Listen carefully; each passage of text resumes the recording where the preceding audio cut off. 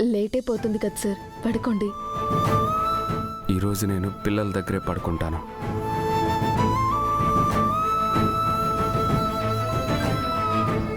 ఎందుకు సార్? కావాలంటే నేను పడుకుంటాను. లేదు, నాకు పిల్లలతో ఉండాలనుంది. నువ్వు వెళ్ళు బాగి.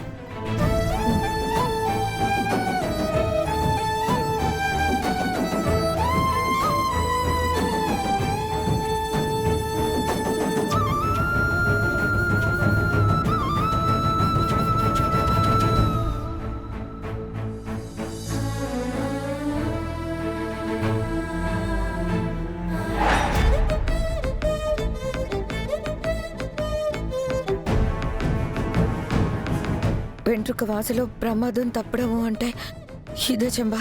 అవును, నేను కనుక మెయిన్ ఆఫ్ చేయకపోతే అమరేంద్ర సార్ ఈ ప్రచండం మెయిన్ ఆఫ్ చేసేవాడు. అమరేంద్ర రావడం కొద్దిగా ఆలస్యమై ఉంటే ఈ పాటికి ఆ పిల్లలో ఉన్న శక్తులన్నీ లాగేసి అరుంధతి ఆత్మని వశం చేసుకొని ఆ పిల్లని చంపేసేవాణ్ణి. నువ్వు పిల్లని చంపడం వద్దు, ఏమీ వద్దు ప్రచండ. ఈ టెన్షన్ పడ్డం నా వల్ల కాదు. ఏదైనా ఉంటే ఇంటి బయట చూసుకుందాం, ఇంట్లో ఏమీ చేయొద్దు. మరా పిల్లని బయటికి తీసుకొస్తారా? బయటైతే నా పని ఇంకా సులువవుతుంది. ముందు నువ్వు ఈ ఇంట్లో నుంచి వెళ్ళిపో ప్రచండ.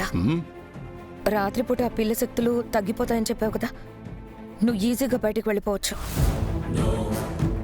మర్చిపోయిన గతం గుర్తుకు రావడానికి ప్రచండతో పూజ చేయిస్తానని అమరేంద్ర సార్తో చెప్పావు కదా మనోహరి. ఇప్పుడు ప్రచండ వెళ్ళిపోతే సార్కేం చెప్తావు? నేనెక్కడికి వెళ్లేదే లేదు. ఆ ఆత్మ అంతు చూసాకే వెళ్తాను.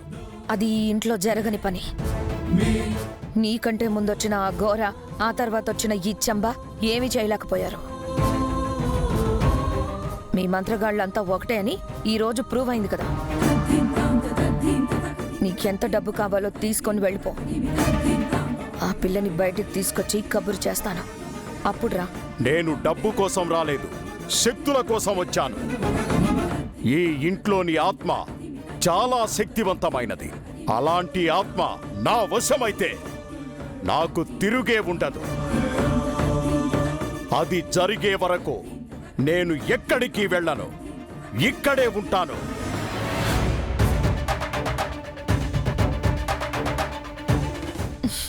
ఈ ప్రచండకమైన పిచ్చా చంబా, నేనొద్దు అంటుంటే విండేంటి? చూడు మనోహరి, మాలాంటి మంత్రగాళ్ళందరూ పిచ్చోళ్లే. డబ్బు కావాలంటే ఎలాగైనా సంపాదించుకుంటాం, కానీ మాకు కావాల్సింది శక్తులు. వాటి కోసం మేము ఏమైనా చేస్తాం. మీ శక్తుల కోసం అమర్ దగ్గర నన్ను ఇరికిస్తారా? నువ్వేగా నన్నైనా ఆ ఘోరానైనా ఈ ప్రచండనైనా కోరి పిలిపించుకున్నావు. రణవీర్ సరైన వాడినే పంపించాడు. ప్రచండ వచ్చింది నీ పని కోసమే అయినా అరుంధతి ఆత్మ తన అహాన్ని దెబ్బతీయడంతో పర్సనల్గా తీసుకున్నాడు. పని పూర్తి చేసే వరకు వెళ్ళడు.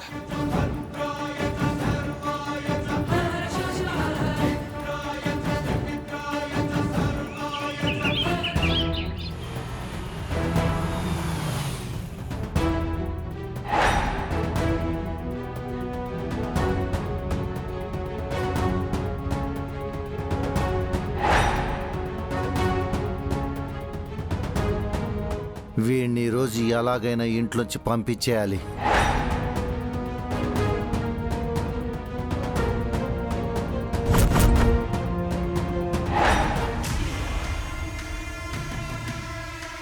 మిస్సమ్మా, మిస్సమ్మా, మిస్సమ్మా, మిస్సమ్మా.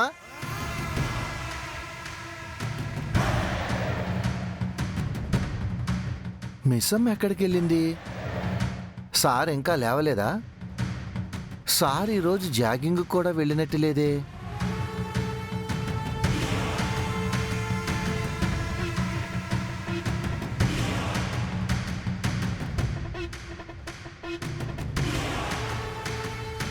సార్, సార్,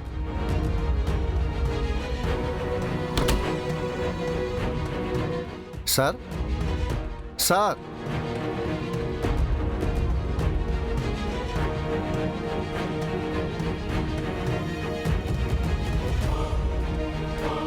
సార్ రూములో లేరేంటి? ఆ,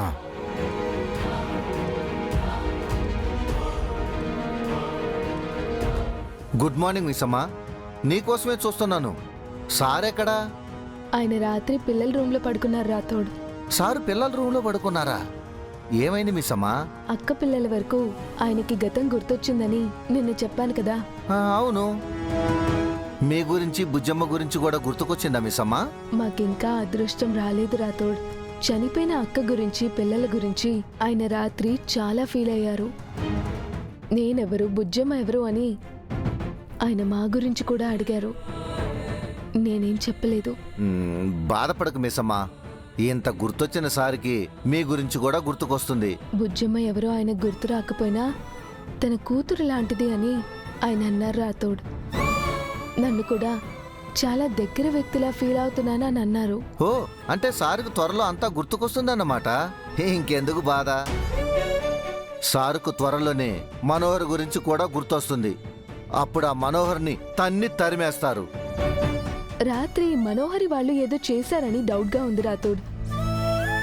అర్ధరాత్రి కరెంటు పోయింది. ఆయన కూడా ఏదో సౌండ్లు వస్తే మెలకు వచ్చిందని చెప్పారు. అంటే రాత్రి కూడా ఏదో ప్రయత్నం చేశారన్నమాట.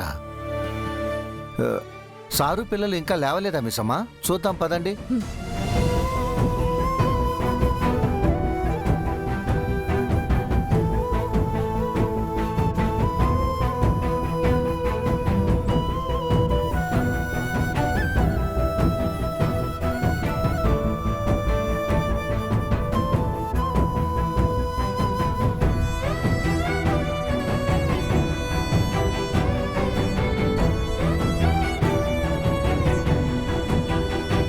డాడ్, రే ఆకాష్, రే ఆనంద్, ఆకాష్, బుజ్జమ్మ, లేవండి లేవండి. మన రూమ్లో ఎవరున్నారో చూడండి.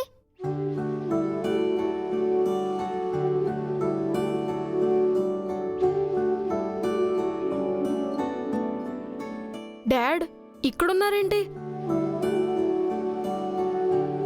నైట్ డాడ్ మన రూమ్లోనే నిద్రపోయారా?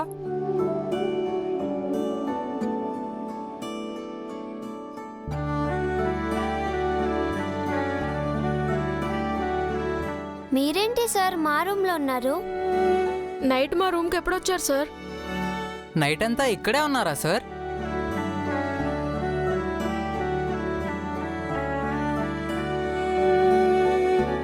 నన్ను మళ్ళీ సార్ అని పిలుస్తారేంటి?